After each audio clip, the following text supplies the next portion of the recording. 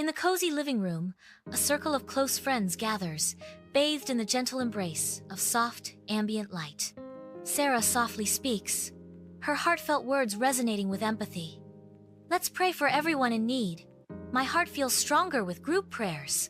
The friends unite in a moment of shared compassion, their empathetic expressions reflecting a collective desire to offer solace and support. In the tranquil living room, friends unite in prayer, their serene faces bathed in a gentle ethereal glow. Each face reflects sincere emotions and deep concentration, revealing the profound connection to their faith. In a moment of divine revelation, Jesus manifests in their midst, his presence radiating an all-encompassing peace and love. Jesus softly encourages, "Pray for each other with sincere hearts, for this unites our spirits with God." As their heartfelt prayer concludes, the ethereal vision of Jesus slowly fades, leaving behind a room filled with peace.